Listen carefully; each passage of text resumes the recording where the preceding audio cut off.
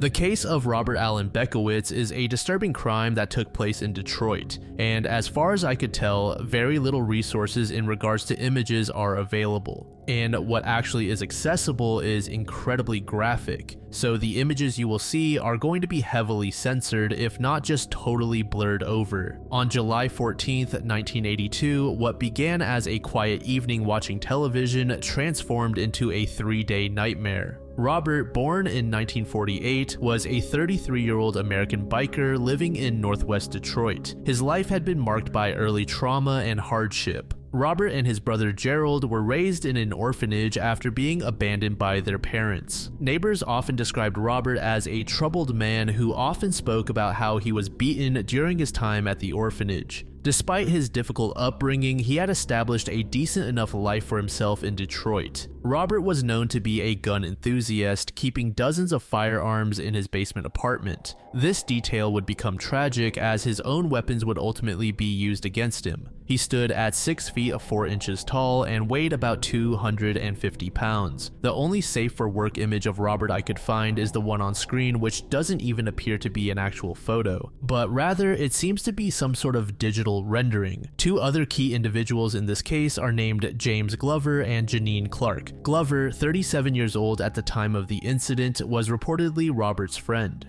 However, their relationship was complicated by Glover's physical condition and personal circumstances. He suffered from severe spinal damage that required him to use a cane to walk. Furthermore, he had a history of substance use, particularly synthetic opiates and amphetamines. On the night of when the case took place, he was heavily under the influence of these substances, which he later claimed affected his memory of the events. As for 21-year-old Janine Clark, she was Robert's girlfriend at the time. Unbeknownst to Robert, she was having a secret affair with Glover. Prior to meeting Robert, Clark had already built a criminal history, which included charges related to bank robbery. On the evening of July 14th, 1982, just before midnight, Glover, Clark, and Robert were gathered in Robert's apartment in northwest Detroit, watching the Benny Hill Show. By all regards, the trio was having a good time, with no apparent indication of the horror that was about to unfold. During the show, Glover excused himself, saying he had to tend to a brief errand. However, his actual purpose was far more sinister. Knowing that his physical limitations would prevent him from overpowering the much larger Robert in a direct confrontation, Glover went to retrieve one of Robert's own firearms from his collection.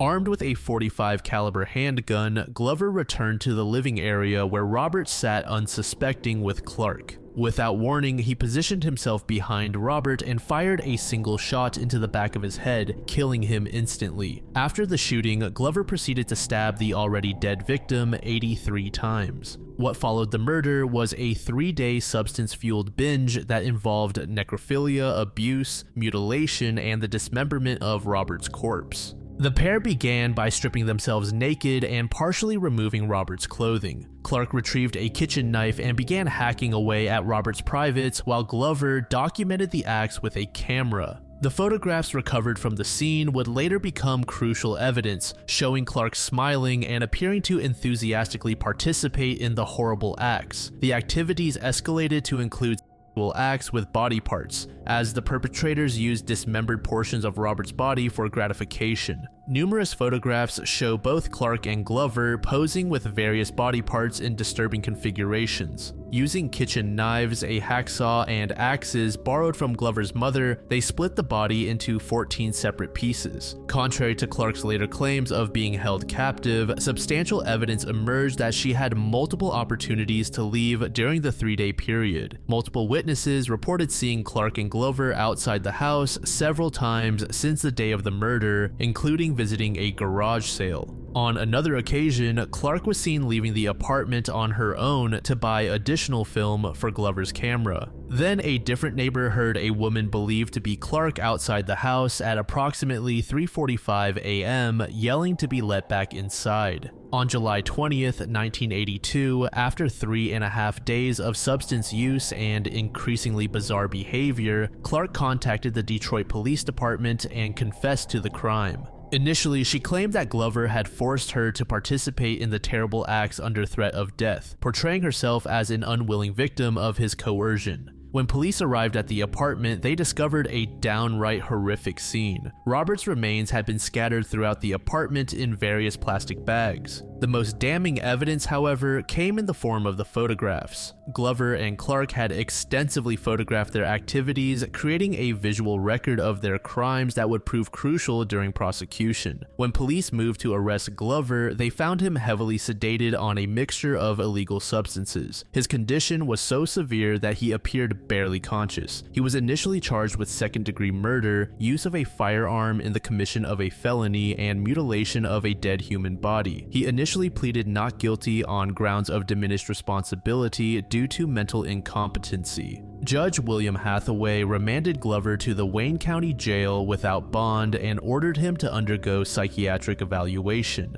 After the evaluation, Glover was deemed mentally competent to stand trial. He then changed his plea to guilty on all charges in order to avoid a life sentence. On December 1st, 1982, he was sentenced to 30 to 50 years in prison for what the judge characterized as a 48-hour frenzy of murder and dismemberment. During sentencing, Glover offered no explanation for the killing or the subsequent actions. He stated that he, quote, must have been responsible, but claimed he could not be certain because he was heavily under the influence. He described the entire 3-day period as a big puzzle that he could not explain. As for Janine, she was charged specifically for mutilation, and she maintained that she had been forced to participate under threat of death from Glover. During her testimony, Clark provided her version of events. She claimed she had been holding hands with Robert on the couch when Glover shot him. She alleged that Glover told her, "Don't move and don't make any noise," and that she would have to stay for several days while he disposed of the body. She maintained that she did not protest because she was afraid Glover would hurt her too. However, she admitted that she was allowed to leave the house by herself twice during the incident and returned both times. She confirmed that during one of these trips, she purchased film for Glover's camera. Surprisingly, Glover testified on Clark's behalf, stating, "Right now I'd say she didn't really stay of her own free will." However, both Clark and Glover acknowledged that she could have fled on multiple occasions but chose not to do so. Ultimately, Clark received a sentence of 6 to 10 years. According to several sources, James Glover died in prison either in 1984 or 1985. The exact cause of his death has not been definitively established in available records, and it appears that Janine served her sentence and was released. Various sources reported that she was released in 1987 and moved to Arizona for a period of time.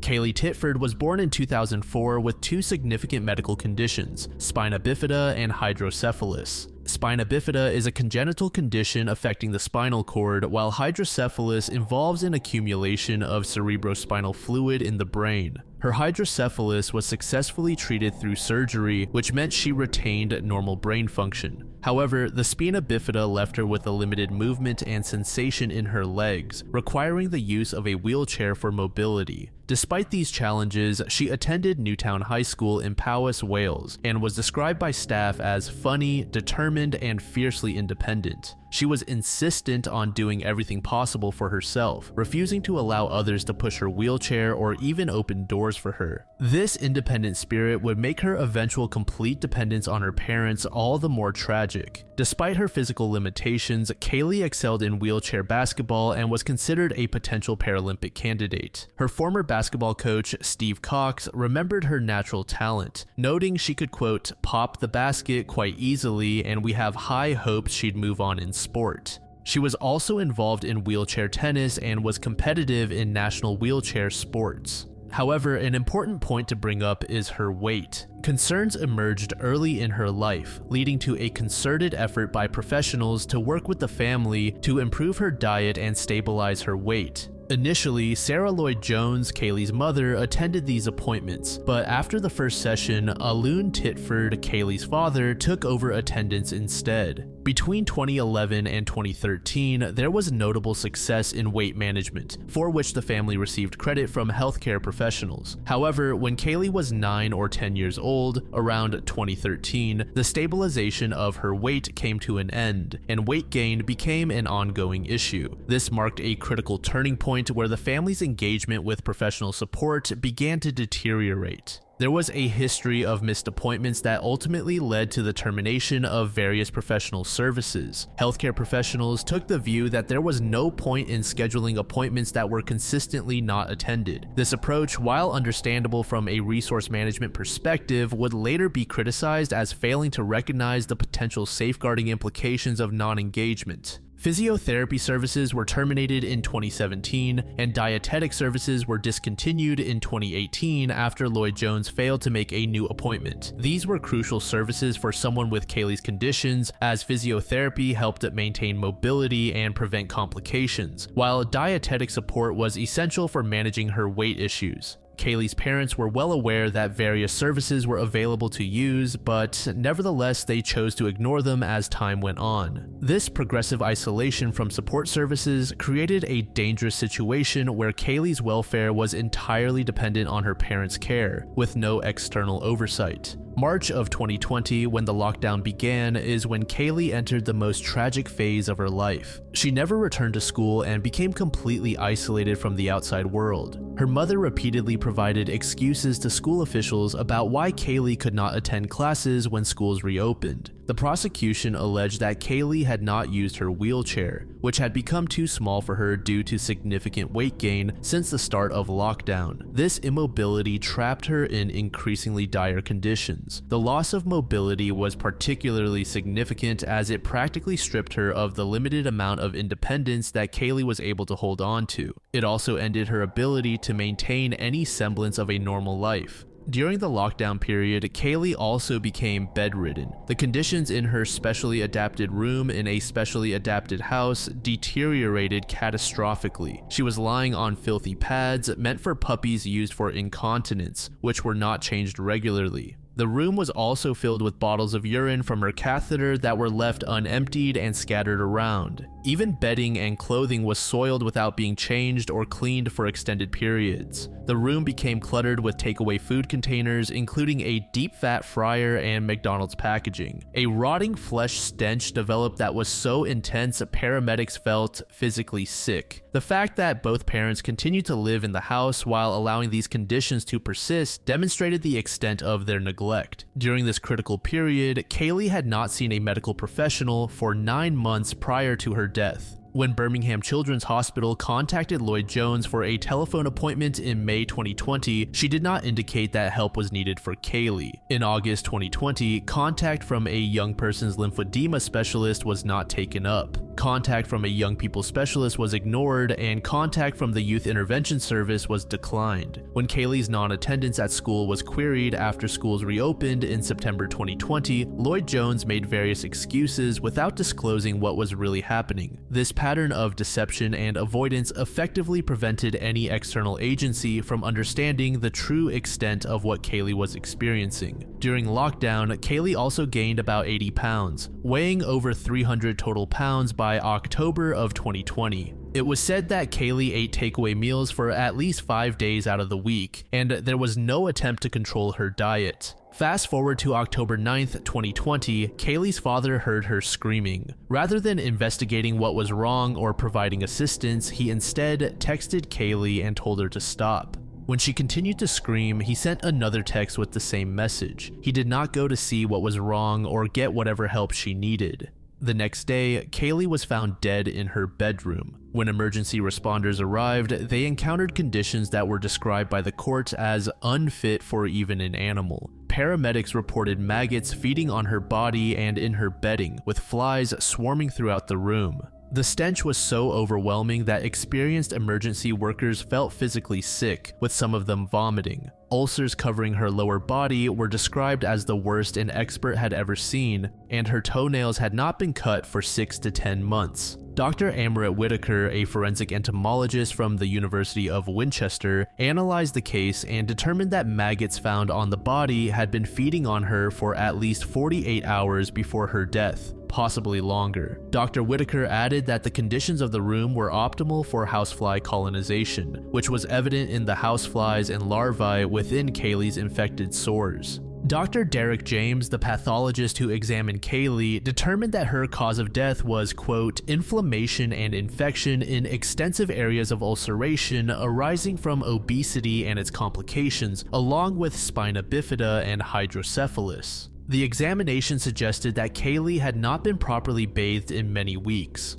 Ulcers on her body were the worst the expert had ever seen, with some extending down to the bone. Initially, both parents were charged with gross negligence manslaughter and causing or allowing the death of a child or vulnerable person. The charges alleged that between March 24th and October 11th, 2020, they failed to ensure their disabled daughter's dietary needs were met, leading to morbid obesity. They also failed to ensure she received adequate exercise, maintained hygiene, lived in a safe environment, had her physical health maintained, or received reasonable medical help.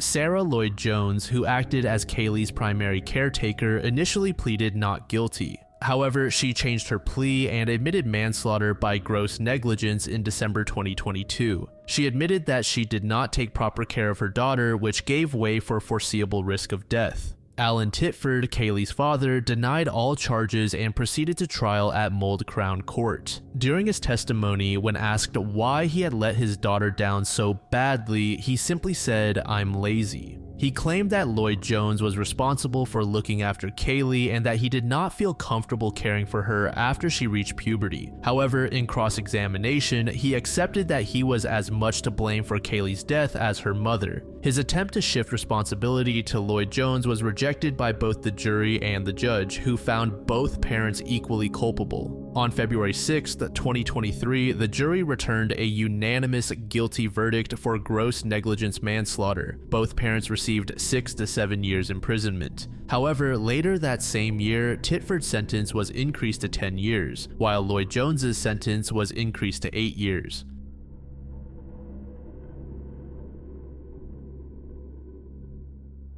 Ellie-Ann Andom was a vibrant 15-year-old student at Old Palace of John Whitgift School in Croydon. Born to parents Dorcas and Michael Andom, she was described as a hardworking, happy girl who had lived life to the fullest. Ellie-Ann desired to become a human rights lawyer, wanting to make a meaningful difference in people's lives. Numerous peers and teachers described Ellie-Ann as someone who could light up an entire room with her presence. On the other side of this case is a young man named Hassan Sentamu, who was born in September of 2006 in Uganda. He arrived in the United Kingdom at the age of 5 with his mother and 3 sisters, fleeing allegations of domestic abuse by his father. This early exposure to violence would prove to be a major influence that would echo throughout his childhood and adolescence. After immigrating, Hassan's mother would describe her son as, quote, beyond her control. At age 11, he briefly returned to Uganda to attend boarding school, an experience that would further traumatize the already vulnerable child.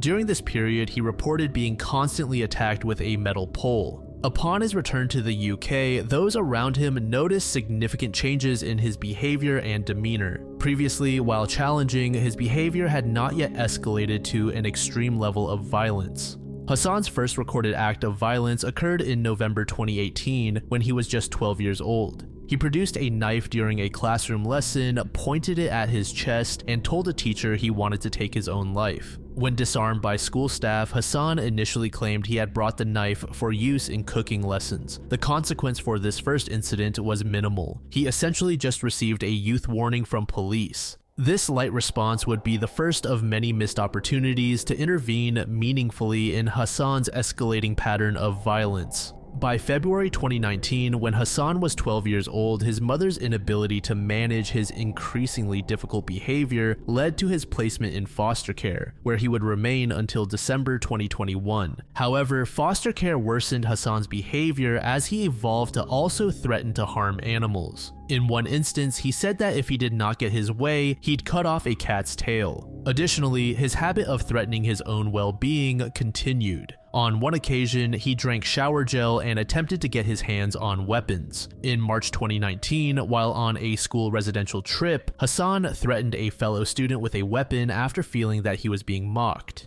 Interestingly, Hassan actually de-escalated the situation himself by taking deep breaths and tossing his weapon to the side, but the school believed that the damage had already been done and thus chose to permanently remove him. In June 2019, after being admitted to a mainstream school in Croydon, Hassan again threatened his peers with scissors over perceived insults. But just like before, Hassan was able to calm himself down, stating that he did not want to be removed from another school. It was also around this time when Hassan was diagnosed with autism, and in December of the same year, on 2 separate occasions, Hassan placed female students in headlocks, visibly injuring one of them. Once 2020 rolled around, he was moved to yet another school that was designed to better assist those with special education needs. Despite this more specialized and presumably supportive environment, Hassan continued to struggle managing his temper. Several of Hassan's friends shared that he would say and write disturbing messages such as, "Whenever you see me, it's never really me. It's a person I put on. The real me is evil, dark, and miserable." He also wrote about being in a countdown to his end, along other similar messages.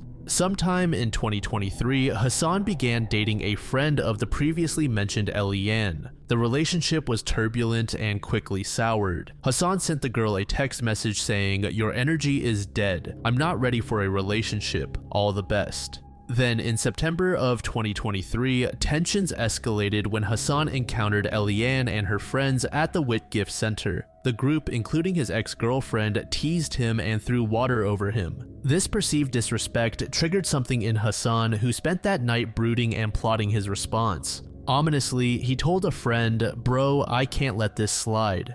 That same day, one of the girls shared that the group jokingly said that the next day, Hassan would kill them all. On the morning of September 27th, a meeting was arranged in Whitgift Center in Croydon between some of the girls and Hassan, which was meant to exchange some personal belongings. Eliane accompanied her friend to provide moral support during what everyone expected to be a straightforward exchange. However, when Hassan arrived, he had concealed a large kitchen knife under 3 layers of clothing, including gloves and a mask. His ex-girlfriend immediately sensed something was wrong, later telling police that his demeanor reminded her of a character from the crime drama Top Boy. The situation deteriorated when Hassan's ex-girlfriend handed over his hoodies and tracksuit bottoms in a plastic bag. It was here that Hassan revealed he was empty-handed, having failed to bring her requested items. In response, Eliane grabbed Hassan's bag, which caused Hassan to burst out in violence. He attacked and stabbed Eliane in the neck with the kitchen knife as commuters watched in horror.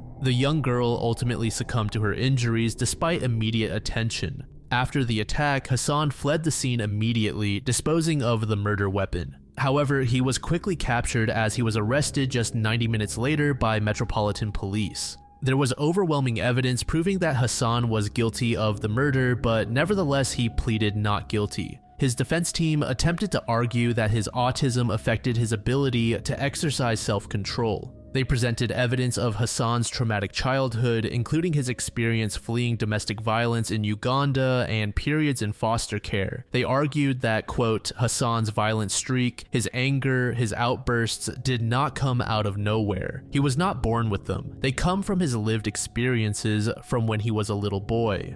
After deliberating for 11 hours and 42 minutes, the jury rejected the diminished responsibility defense, and Hassan was found guilty. On March 13th, 2025, Justice Chima Grubb sentenced him to life imprisonment with a minimum term of 23 years. Eliane's mother was quoted saying, "I am serving a life sentence of grief. Our home was full of her music, her laughter, and her energy. There was always warmth and always joy because Eliane was there. But now the music has stopped, the laughter is gone. All that remains is deafening silence. A hollow, painful silence that echoes through every part of my life." As for Eliane's father, he said, "The thought of her final moment torments me, wondering if she was calling for me. This crime didn't just take my daughter's life, it took mine too. It took the life of our entire family."